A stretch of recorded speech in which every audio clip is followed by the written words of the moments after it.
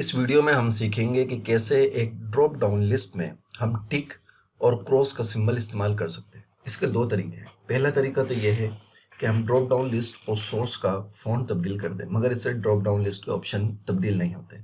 और दूसरा तरीका यह है कि हम कुछ मेथड को किसी मेथड को हम इस्तेमाल करेंगे VBA कोड में।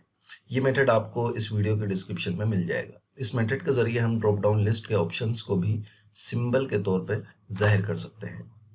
तो सबसे पहले हम मेथड 1 देखते हैं कि यहाँ पे मैंने ये दो ऑप्शन लिए हैं और यहाँ पे ये पूरी ड्रॉप डाउन लिस्ट मेरी बन गई है।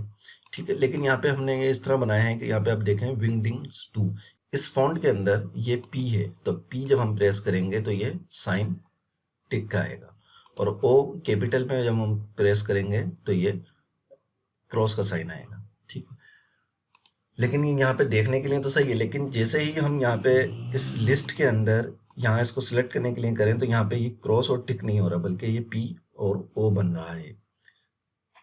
तो यहाँ पे ये P और O अच्छा नहीं लग रहा। तो एक मेथड 1 तो ये है कि इस तरीके से हम फॉन्ट इसका भी चेंज कर दें और फॉन्ट हम इस पूरे कॉलम का भी चेंज कर दें तो ये काम हो जाएगा, लेकिन ऑप्शंस के अंदर ये तब्दील नहीं होगा। अब हम इसका दूसरा मेथड एक देखते हैं, जो कि हम VBA कोड के अंदर कुछ फंक्शन मेथड जो है वो उसको यूज़ करेंगे, जिसके ज़रिए ये जो ऑप्शंस के P और O आ रहे हैं ये भी टिक और क्रॉस में तब्दील हो जाएंगे। ऑप्शन मेथड 2 में VBA कोड को यूज़ करने के लिए सबसे पहले हम जिस शीट पे ये काम करना है उस शीट पे राइट क्लिक करेंगे और व्यू कोड पे क्लिक करेंगे। Microsoft visual basic for applications की विंडो जो है वो हमारे सामने ओपन हो जाएगी। इस विंडो के अंदर हम सबसे पहले एक कोड को कॉपी करेंगे, जो कि आप इस वीडियो के डिस्क्रिप्शन से ले सकते हैं, कोड नंबर 1। ठीक है, इस कोड को हम यहाँ पे कॉपी पेस्ट करते हैं। यहाँ पे ये F1 और F10 आपको इसको तब्दील करने की ज़रूरत होगी। F1 से F10 तक मैं इसके अंदर जो है वो यहाँ पे तब्दील करूँगा, F1 से लेके F10 तक। यहाँ पे मैं इसको अप्लाई करना चाह रहा हूँ डेटा लिस्ट को, जो कि क्रॉस और टिक के साथ हो।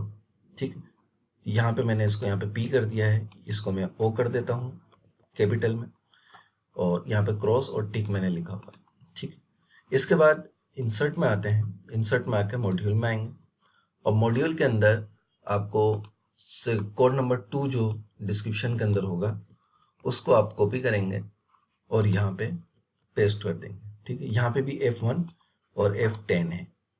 ठीक है, और इसके बाद आप यहाँ से F5 प्रेस करेंगे।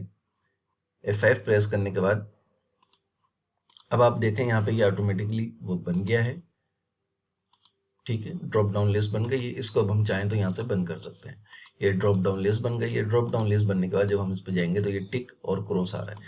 टिक करेंगे तो ये टिक आ गया और क्रॉस करने पे क्रॉस आ जाएगा।